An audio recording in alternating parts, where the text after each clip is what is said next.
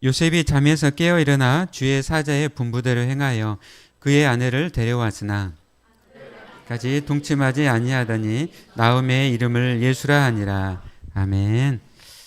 우리 다시 한번 앞으로 옆뒤로 우리 바라보면서 메리 크리스마스 한번 하실까요?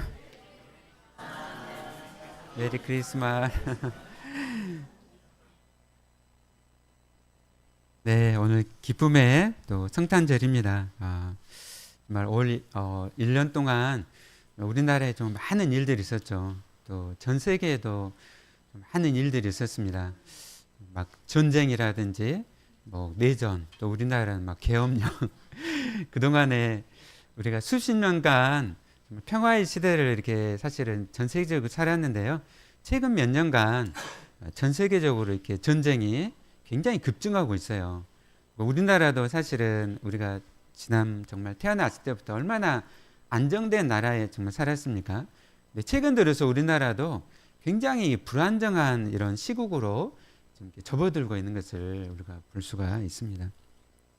정말 이런 어려움의 시대에 있지만 우리가 정말 예수님께서 이 땅에 오셨고 또 정말 예수님께서 지금도 온 세상을 우리가 통치하시고 또 다스리고 계시고 또 이 역사가 정말 우연처럼 흘러간 것처럼 보이지만 그 뒤편에서 정말 주님께서 강한 손으로 붙잡고 계심을 또 우리가 생각하면서 우리가 세상과 두려워하지 말고 우리가 믿음으로 하나님의 백성으로 우리가 든든히 서고 나가기를 원합니다. 네, 아멘. 세상의 역사는 BC와 AD로 나뉘어요. 그 기준이 뭔지 아세요? BC와 AD. 그렇죠. 예수님의 탄생을 기준으로 해가지고요. Before Christ, 그리고 이렇게 예수님의 전후로 역사가 되는 거죠. 우리 역사를 영어로 하면 뭐가 되죠? 히스토리예요. 왜 히스토리라고 한지 아신가요? 그의 이야기예요. H 더하기 스토리죠. 그의 이야기, 히스토리라는 것이죠. 그러니까 세상의 인류의 이 역사가 이렇게 쭉 흘러가지만 그 가운데 그의 이야기, 예수 그리스도의 이 땅 가운데 펼쳐나가시는 그 이야기가 히스토리라는 것이죠. 그래서 2000년 전에 있었던 예수님이 땅 가운데 오신 정확히 그 시기가 정확히 정확한 그 연도와 또 그걸 잘은 모릅니다. 그러나 이제 대부분의 신학자들이 다 이야기할 때 이제 BC 한 4년 정도를 보통 이제 이야기를 해요. 그러나 우리가 이제 BC와 AD로 나누고 있습니다. 그리고 2000년 전에 예수님이 오셨지만 지금도 예수님께서 우리 가운데 오고 계시죠. 성령님을 통해서. 그러니까 성령님을 통해서 우리 각 개인에게 구원을 가져다 주기 위해서 예수님께서 계속적으로 오고 계신 거예요. 그러니까 역사적 사건으로 2000년 전으로만 이렇게 사건이 머무르는 것이 아니라 오늘 성령님을 통해서 온 민족과 열방 가운데 예수 그리스도께서 오고 계신 것이죠. 그러므로 우리가 예수님을 믿고 영접해서 하나님의 자녀가 된 것이죠. 그리고 예수님은 온 세상의 왕이십니다. 우리가 읽었던 마태복음 1장의 앞에가 그 족보가 나오거든요. 그 족보를 보면요. 누가 누구를 낳고 누가 누구를 낳고 쭉 이어져요.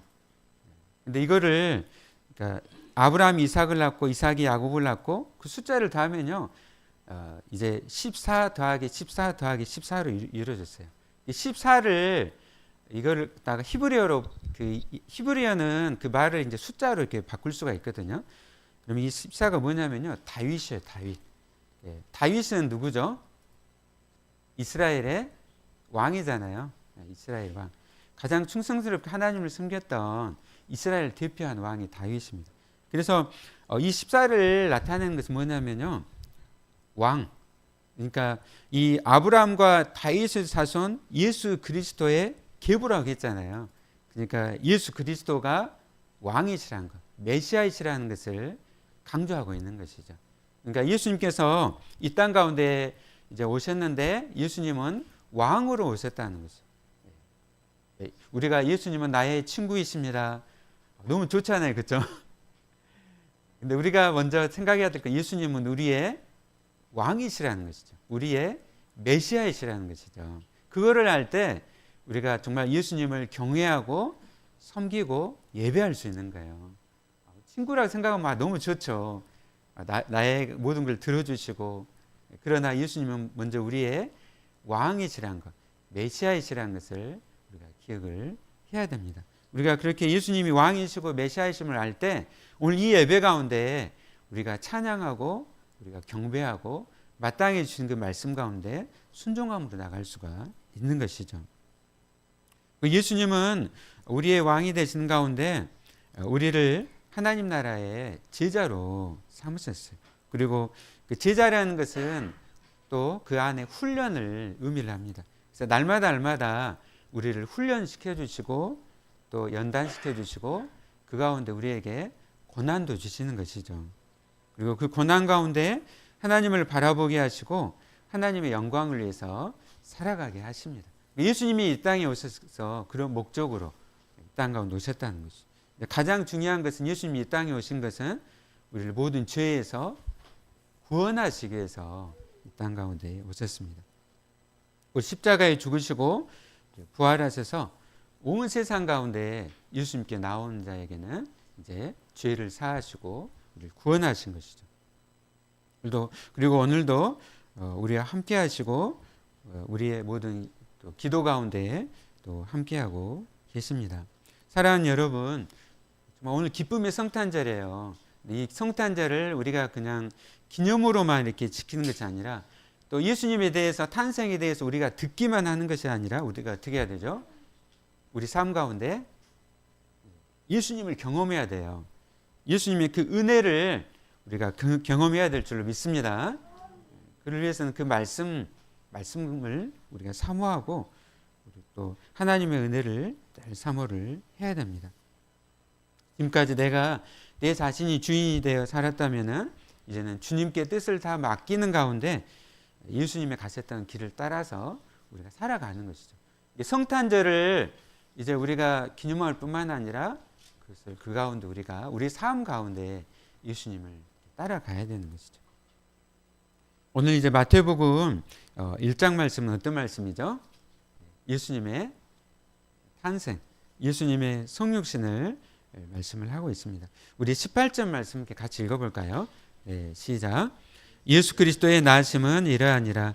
그의 어머니 마리아가 요셉과 약혼하고 동거하기 전에 성령으로 잉태된 것이 나타났더니. 아멘.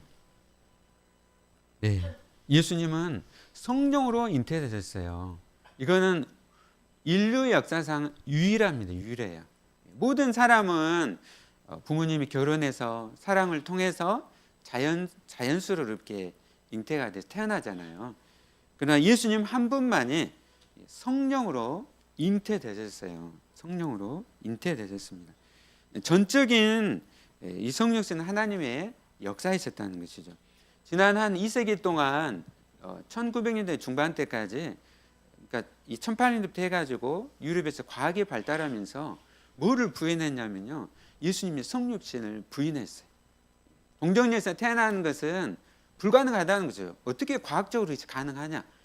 과학적으로 이해가 안 되면 어떻게 하는 거죠? 다 부인을 했어요. 동정녀 타생을 부인을 하는 거예요.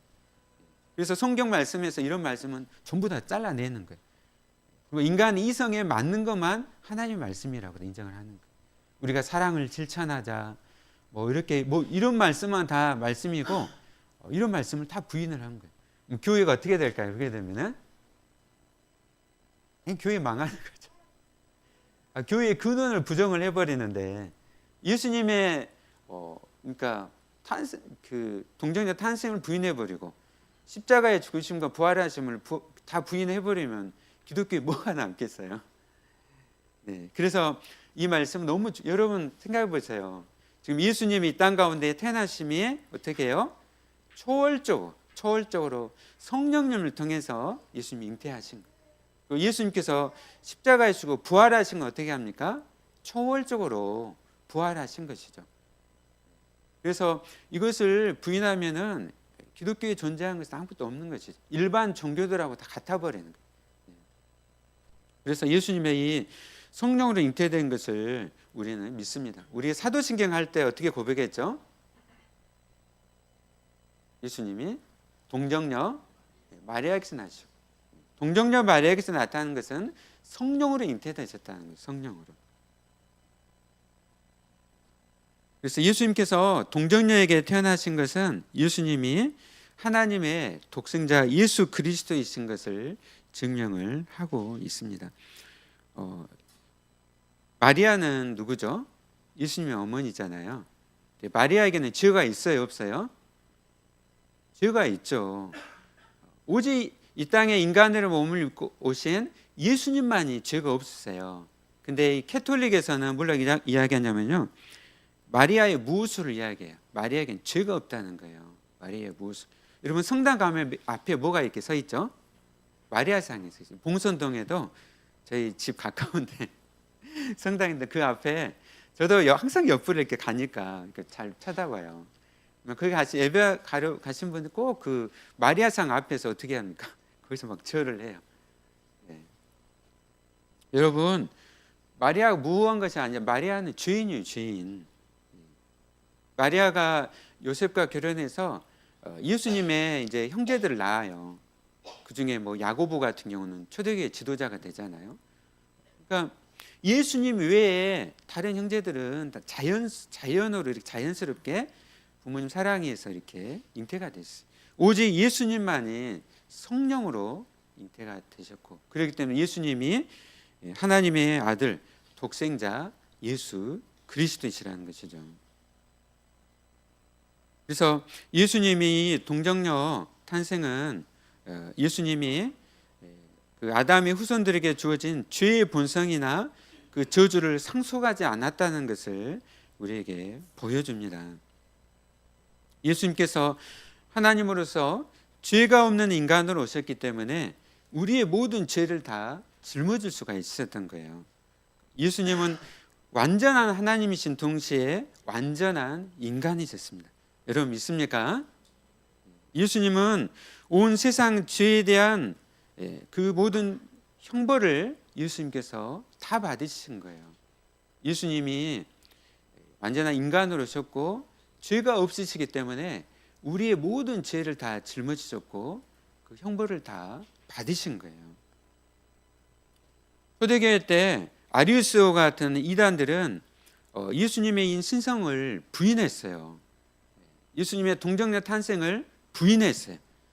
예수님이 하나님의 아들 독생자 예수 그리스도이심을 부인했어요. 요즘 어떤 이단이 있죠? 이거 같은 게 여호와 증인. 우리 남광주요 옆에 가다 보면 꼭 거기에 여호와 증인 꼭 이거 세워놓고 막 양림덕을 막 세워놓고 막 거기 있어요. 네. 얼마 전에 제가 기독교 서점을 갔는데 여호와 증인 그 안에 와서도 막 자기 이렇게 나눠주면 소개를 하고 있는. 봤더니 여호와 증인. 여호와 증인이 뭐죠? 왜 이단이죠? 예. 예수님의 신성을 부인해요. 예수님은 그냥 피조됐다는 것이죠. 부모님의 보통의 방식으로 태어났고 피조됐기 때문에 예수님은 성부 하나님보다 열등하다고 이야기를 하는 거예요. 열등. 그러니까 자연으로 이렇게 탄생하면 당연히 열등하죠. 그러나 예수님은 동정녀에게 성령으로 잉태되셨기 때문에 열등하신 분이 아니에요. 하나님과 본체가 같으신 거죠. 영광이 같으신 거죠. 그래서 기독교는 예수님께서 삼위일체 하나님의 제2의 위격을 가지고 이 땅에 오셨고 마리아의 몸에서 성령으로 잉태되어 육체를 입고 태어나셨음을 우리가 믿습니다. 아멘. 확신하시길 바랍니다. 그래서 이 땅 가운데 예수님께서 이제 태어나셨어요. 아기의 모습으로. 우리 아기들은 부모님께 전적으로 의지하잖아요. 그렇죠? 태어나면은. 그럼에도 불구하고 그 구유에서 거기에 누이셨잖아요. 그 구유에 누워 있을 때도 여전히 예수님은 어떤 분이셨죠? 삼위일체 하나님의 두 번째 위격이셨어요. 하나님이셨어요. 하나님. 네. 네. 네. 아멘. 네. 예수님께서 이 땅 가운데 동정녀 마리아에게서 이제 나셨는데 하나님의 아들이시고 그리고 이제 완전한 인간의 몸을 믿고 이 땅에 오셨습니다. 그러니까 예수님은 완전한 하나님이면서 완전한 인간으로 오셨다는 것이죠. 초대교회 때 영지주의 같은 이단들은 예수님의 인성을 부인했어요. 여러분 이제 요한복음이나 요한 1, 2, 3서를 보면 영주주의가 많이 나와요. 영주주의, 적그리스도, 영주주의. 이 영주주의는 어떻게 나왔냐면요, 헬라 철학이 나와요. 헬라 철학은 육은 악하고 영은 선하다. 플라톤 들어보죠. 플라톤 이데아 사상. 그래서 육은 악하고 영은 선하다는 거예요. 그런데 예수님이 육체의 몸을 입고 이 땅에 오시니까 어떻게 하나님의 아들이 육체의 몸을 입고 오실 수 있다는 거죠. 육은 악한 거예요. 그래서 어떤 이야기를 하게 되는 거죠. 그러면은 예수님이 육체의 모양만 가셨고 몸의 형체만 있는 헛개비 같은 몸이었다라고 주장을 하는 것이죠. 가연설을 이야기를 하는 거예요. 그러나 이제 사도 요한은 요한복음 1장 14절에서 말씀합니다. 말씀이 육신이 되어 우리 가운데 거하심에 우리가 그의 영광을 보니 아버지의 독생자의 영광이요 은혜와 진리가 충만하더라. 아멘. 헛개비로 오신 것이 아니라는 것이죠. 예수님은 분명히 마리아 몸에서 10개월간 그 임신 가운데 자라셨어요. 그리고 이 땅 가운데 태어났었어요. 우리 태준이처럼 태어나서 어떻게 해요? 부모님이 다 먹여주시고 이렇게 자라신 거예요.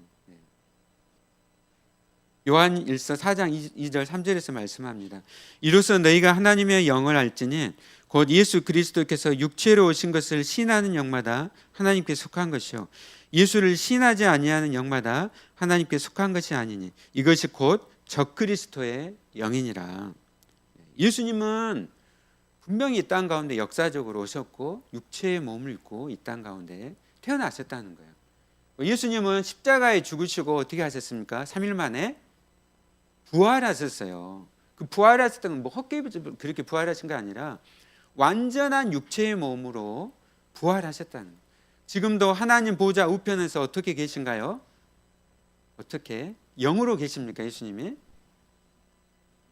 완전한 육체의 몸을 입고 하나님 보좌 우편에서 온 세상을 통치하고 계세요. 그 완전한 육체의 몸을 입으신 부활하신 예수님께서 이제 나중에 어떻게 하시죠? 이 땅 가운데 재림하실 거예요.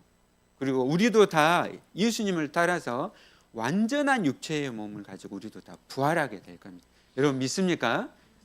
이것이 바로 기독교 신앙이에요. 얼마나 큰 소망입니까? 예수님은 완전한 인성을 동정녀 마리아에게서 취하셨습니다. 그것은 새로운 인성의 창조가 아니었어요. 이 본성은 마리아에게서 받았습니다. 그래서 예수님은 참으로 아브라함의 후손으로 다윗의 후손으로 오셨습니다. 예수님께서 특별한 인성을 창조하셨다면 그분은 다윗의 후손이나 아브라함의 후손이 될 수가 없는 것이죠. 그래서 히브리서 2장 18절에서 말씀합니다. 그가 시험을 받아 고난을 당하셨은즉 시험 받는 자들을 능히 도우실 수 있느니라. 히브리서 4장 15절에서 말씀합니다. 우리에게 있는 대제사장은 우리의 연약함을 동정하지 못하실까 아니요 모든 일에 우리와 똑같이 시험 받으신 이로되 뭐가 없으시니라? 죄가 없으시니라. 예수님이 이 땅에서 태어나셨고 자라신 가운데 모든 슬픔, 눈물, 기쁨, 고통, 고난 우리가 똑같이 다 겪으시고 그것을 다 아세요. 다 아시기 때문에 우리의 아픔과 우리의 슬픔 모든 것을 다 체휼하시고 우리를 도우실 수가 있으시다는 거죠. 예수님께서는 완전한 인성을 받으셨기 때문에 참다운 인간으로서 우리의 모든 죄를 다 짊어지시고 또 우리의 모든 고통을 다 체휼하셨습니다. 바로 그래서 성육신은 예수님께서 참 하나님이시면서 참 사람이 되셨음을 우리에게 말씀하십니다. 여러분 믿습니까? 아멘. 이제 이렇게 18절에서 우리에게 말씀해요. 이 한 절만 해도 이렇게 얼마나 놀라운 정말 위대한 기독교의 그 진리를 우리에게 말씀하는지. 예. 근데 이제 이 말씀을 이제 들었는데 19절에 보면 요셉이 어땠습니까? 마리아가 잉태됐다는 것을 듣고 이제 어떻게 하죠? 가만히 끊고자 하였던 거예요. 율법에 의하면 이렇게 임신하면 돌에 쳐 죽게 했어요. 그래서 이 마리아는 죽음에 처해지거나 마을에서 쫓겨날 그런 위험에 있었습니다. 그러나 요셉은 의로운 사람이었기 때문에 공개적으로 이렇게 떠벌리지를 않았어요. 그리고 조용히 그 관계만 이제 끊으려고 했다는 것이죠. 굉장히 이제 큰 이 가정 가운데 위기에 봉착하게 된 것이죠, 그렇죠?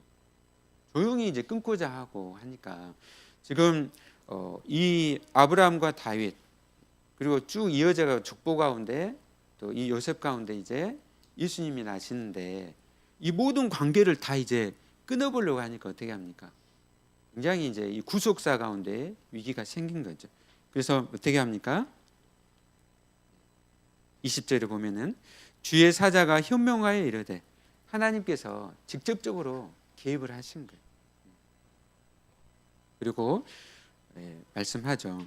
다윗의 자손 요셉아 내 아내 마리아 데려오기를 무서워하지 말라. 말씀하시죠. 마리아 데려오기를 무서워하지 말라는 것이죠. 요셉에게도 이제 성령으로 마리아가 잉태되었음을 이렇게 고지를 하신 것이죠. 수태 고지라고 하잖아요. 그래서 이 말씀을 듣고 요셉이 어떻게 하죠? 이제 그가 남편으로서 동네와 가족으로부터 모든 그 수치를 당할 수 있음에도 불구하고 율법에 의하면은 이게 혼자는 임신을 하게 되면 돌로 쳐 죽이게 돼 있었어요. 그럼에도 불구하고 어떻게 합니까? 요셉이 하나님의 말씀을 듣고 자기가 모든 다 희생을 치르면서 끝까지 아내를 보호하고 말씀에 순종함으로 어떻게 합니까? 아이가 나을 때까지 모든 걸 다 감싸 안고 그리고 그 가운데 주 예수 그리스도가 땅 가운데 태어나게 되십니다. 하나님은 인류를 구원하시고자 하나님께서 이 위기 속에서 직접적으로 이렇게 개입을 하셨고 그 말씀을 들은 또 요셉은 자기의 모든 것을 희생하면서 아내를 보호하고 또 아이가 태어날 때까지 말씀에 순종함으로 그 가운데 하나님의 위대한 역사가 성취가 되었습니다. 21절 말씀 우리 다 같이 함께 읽어볼까요? 시작. 아들을 낳으리니 이름은 예수라 하라. 이는 그가 자기 백성을 그들의 죄에서 구원할 것임이라 하니라. 아멘. 예수는 히브리어로 여호수아예요.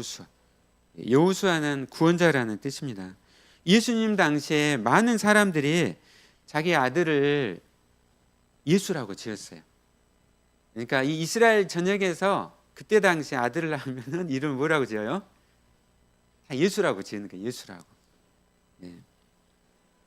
근데 이 예수가 구원자로 다들 아이 이름을 예수라고 지으면서 어떤 생각을 갖고 지냐면요. 그런 이제 로마로부터 해방을 시켜줄 이 정치적인 메시아를 기대하면서 그 아들이 예수라고 이름을 짓는 거예요. 그러나 21절 말씀에서 뭐라고 하죠? 예수님은 자기 백성을 그들의 죄에서 구원할 자이십니다.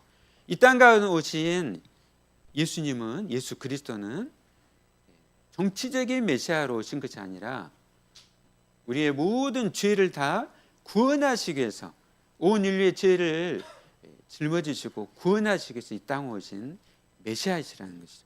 여러분 믿습니까? 예수님은 온 세상 가운데 죄인을 죄에서 구원하시는 메시아로 오셨습니다. 자기 백성을 죄와 사망에서 구원하시며 자유케 하시기 위해서 이 땅에 오셨다는 거죠. 여러분 성탄절이 무슨 날입니까? 예수님이 태어나신 날이죠. 예수님이 태어나신 날입니다. 네. 그러나 여러분, 더 큰 의미가 있어요. 성탄절은 단순히 예수님이 태어나신 날이 아니라 하나님이신 예수님이 나의 죄를 위해서 십자가에서 모진 고통을 당하시며 죽으실 것을 아시면서도 기꺼이 나를 위해서 죽으러 오신 날이에요. 그날이 바로 성탄절이라는 거죠. 예수님은 이미 그래서 태어나실 때부터 어떻게 해요? 죽음을 향해 가는 거예요. 저와 여러분을 구원하시 십자가를 주위해서 이 길을 걸어가시는 거죠. 그래서 예수님은 실제로 십자가에서 우리를 위해 죽으시고 우리에게 영원한 생명을 주셨습니다. 아멘. 우리 23절 말씀 같이 읽어볼까요? 네, 시작. 보라, 처녀가 잉태하여 아들을 낳을 것이요 그의 이름은 임마누엘이라 하리라 하셨으니 이를 번역한즉 하나님이 우리와 함께 계시다 함이라. 아멘. 아멘. 아멘. 네. 임마누엘이란 임마누엘이 무슨 뜻이죠? 네, 하나님이 우리와 함께 계시다. 호남신학대 가면요, 큰 이렇게 바위가 있어요. 거기에 히브리어로 적어져 있어요. 오른쪽부터 임마누엘. 네, 하나님이 우리와 함께 하십니다. 어떻게 하나님이 우리와 함께 하시죠? 너무나 큰 은혜인데요. 예수님이 이 땅에 오심을 통해서 우리가 항상 함께 하시는 것이죠. 이 말씀은 구약에서부터 이제 예언이 되어졌어요. 이사야서 7장 14절에 그러므로 주께서 친히 징조를 너에게 주실 것이라. 보라, 처녀가 잉태하여 아들을 낳을 것이요 그의 이름을 임마누엘이라 하리라. 아멘. 이미 600년 전부터 예언이 되어졌어요. 예수님이 이 땅 가운데 태어나신데 그분은 임마누엘 하나님이시라는 것을 말씀하신 것이죠. 예수님의 성육신은 우리 가운데 이제 장막을 치시고 함께 거하시기 위해서 오셨습니다. 얼마나 큰 은혜입니까? 하나님의 아들께서 이 땅 가운데 오시고 영원히 우리와 함께 하시기 위해서 이 땅에 오셨다는 것이죠.